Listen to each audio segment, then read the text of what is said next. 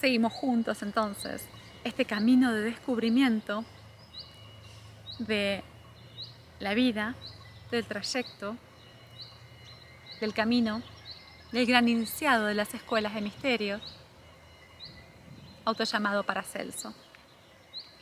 Y vimos la vez anterior como la edad de 27, 28 años llega a Constantinopla y trabaja un par de años con su maestro y se abren las puertas entonces del antiguo mundo y de las escuelas de misterio y accede a los templos sagrados de la India y de los Himalayas y de allí obtiene los pasos superiores de su formación, que es tan trascendental, tan oculta, tan secreta, que no llegan hasta nuestros días. Pero es allí donde gana y donde adquiere la posibilidad de funcionar no solamente en horizontal, sino en vertical, contactando a seres multidimensionales que asisten en los procesos de curación y de transformación. Y una vez que termina su aprendizaje, los grandes maestros se comunican con él y le dicen que es tiempo de volver con el arsenal de lo aprendido a su tierra natal. Y Paracelso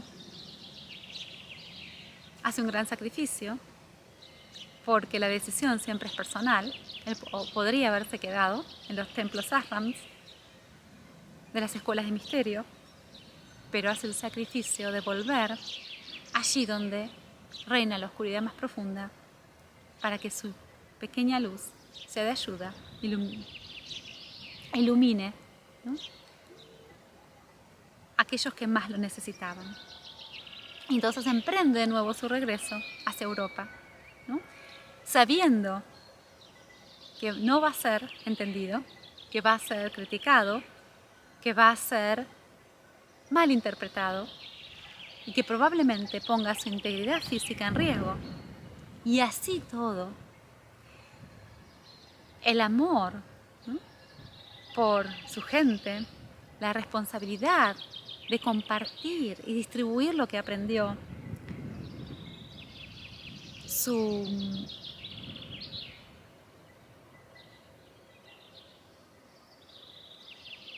compromiso con los pasos iniciáticos de la escuela de misterio que le piden que se transforme ahora él en maestro en las circunstancias más adversas,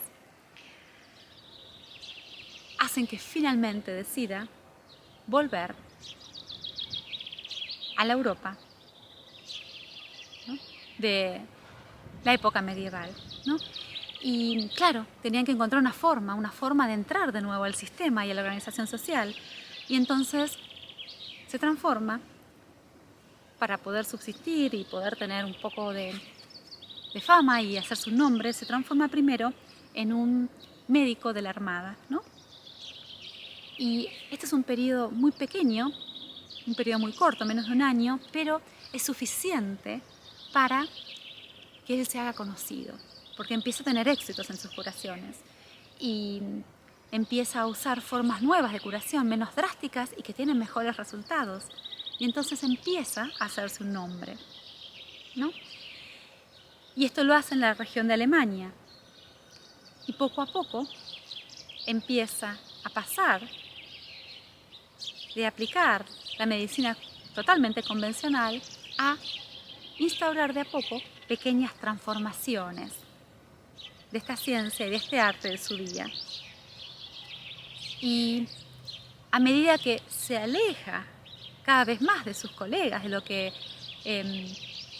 la comunidad médica de su día proclama y enseña, cada vez empieza a aislarse más, cada vez empieza a ser más criticado y a tener más oposición, ¿no? Y Paracelso es una personalidad fuerte.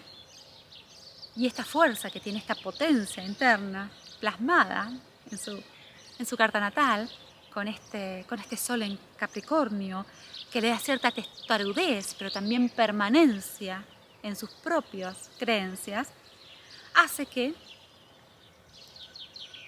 cuando hay oposición, él se mantenga firme y responda, ¿no? Y que no se deje doblegar fácilmente, sino que se defiende y responde a los que lo atacan, y esto hace que tome en la sociedad de su día, ¿no? Que gane la fama de tener un temperamento irascible, violento, colérico, ¿no? Que en realidad no es otra cosa que su frustración, la frustración de una personalidad firme y que ve el camino a seguir, que vio otras realidades y que las ve, que tiene una visión multidimensional y está confrontado con hacerse eco de aquellos que tienen una visión pequeñita, ¿no?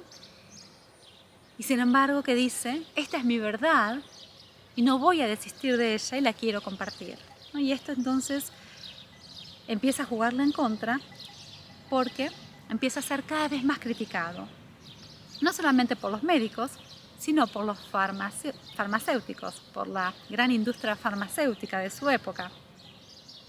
Y empiezan a decir que él no usaba los verdaderos implementos, que sus prescripciones eran falsas, que no era verdad lo que él hacía. Y por otro lado, Paracelso los acusa al mundo farmacéutico diciendo que vendían pociones que no tenían principios curativos y que lo único que les interesaba era ganar plata, ¿no?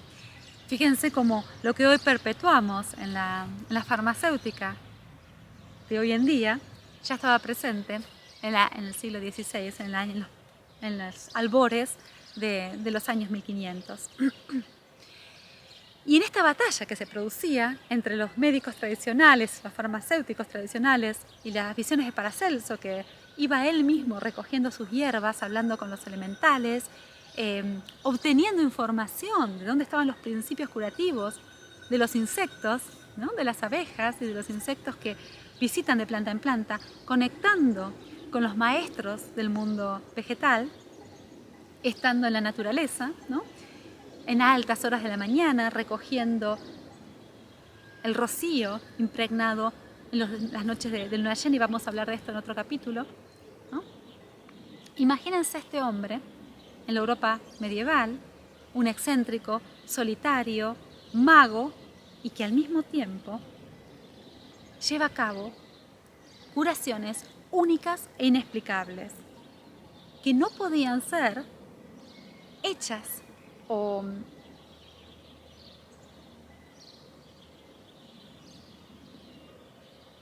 duplicadas, ¿no?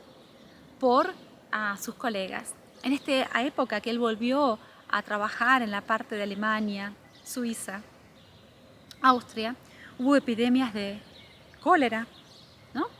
Que fueron tratadas por Paracelso de forma hipereficaz. Trató innumerables tipos de cáncer y también una enfermedad que hoy en día casi está inexistente, que era la lepra, pero que era un mal tremendo en su época y incurable, ¿no? Y las personas con lepras eran discriminadas y aisladas, y había islas enteras, hospitales enteros recluidos del resto donde iban los leprosos. Y Paracelso tenía la posibilidad también de curar la lepra. Entonces, esta habilidad hacía que, por un lado, los pacientes vinieran a él, ¿no? Y que de boca en boca su arte y su magia se fueran distribuyendo en la población, y a su vez ganaba cada vez más recelo y envidia de la comunidad médica a la que él también atacaba y que no entendía cómo realizaba estas curas, ¿no? Y múltiples veces, cuando se instalaba en un lugar y empezaba a atraer el polo de atención de los pacientes y empezaba a tener en su pequeña cabaña alejada en la naturaleza una cola de pacientes desde el amanecer esperando ser curados, y a medida que se realizaban curaciones milagrosas de muchas personas, ganaba el odio, ¿no?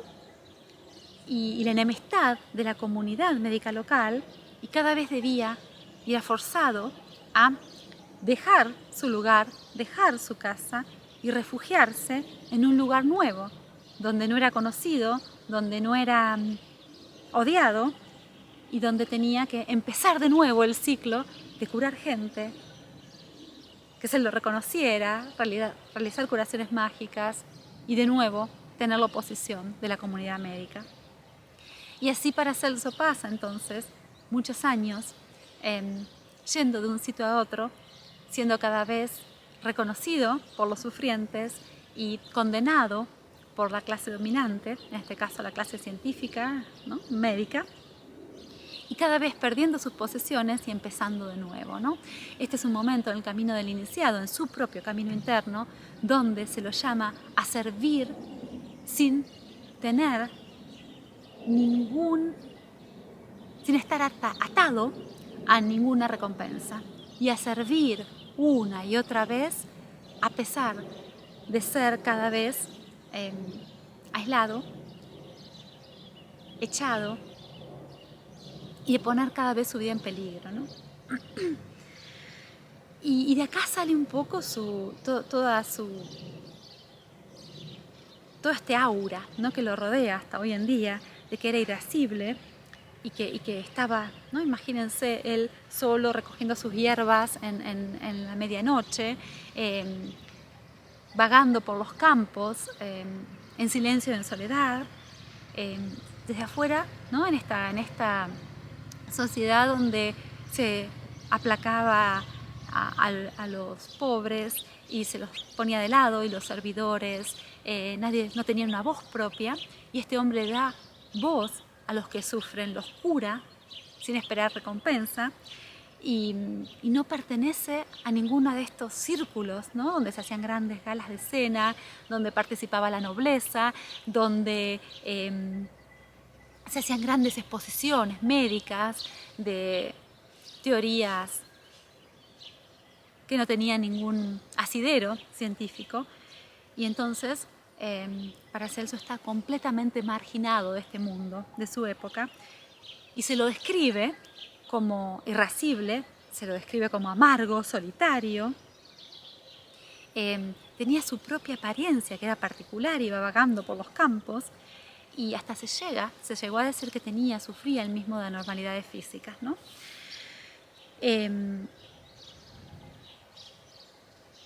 Era un hombre completamente extraño para su época, que nadie podía comprender, y que prefería la compañía de los pobres, de los sufrientes, de los animales, y prefería estar en la naturaleza que estar en los grandes castillos, en los lugares señoriales rodeados de opulencia y de confort. Esto es como él vuelve a incorporarse entonces en su época de prueba. Esta es todavía la época de protagonista, porque estamos viendo acá dos caminos paralelos. El camino donde él es un médico, el camino de su arte como médico, pero su camino interno como discípulo de las escuelas de misterio, y este es el momento donde lo ponen a prueba, ¿no? Y lo ponen a prueba con dificultad, tras dificultad, tras dificultad, para la responsabilidad es tan grande, ¿no? Que uno adquiere cuando adquiere un manto de luz y es admitido como maestro de las escuelas de misterio y adquiere una continuidad de conciencia y es llevado a participar en la gran jerarquía de maestros del mundo. La responsabilidad es tal que en los círculos interiores de examen de las escuelas de misterio se tiene que estar seguro y tenemos que confirmar al 200% que el aspirante verdaderamente dejó de lado toda su búsqueda personal, ¿no? Y que verdaderamente está dispuesto al extremo a renunciar a todo lo propio en pos de lo colectivo, para entonces poder transformarse en un representante adecuado de la jerarquía planetaria. Y esto es Por lo cual, visto desde esta dimensión, desde nuestra tercera dimensión física, Paracelso sufre tantas dificultades, tantas situaciones de aislamiento, de rechazo, de venganza, ¿no? Cuando al mismo tiempo está cumpliendo con las pruebas necesarias para ser admitido en los círculos internos. Nos vemos en la próxima entonces para seguir compartiendo partes de su vida en este maravilloso lugar, ¿no? En las afueras de su ciudad natal, Egg, en el corazón de Suiza. Muchas gracias.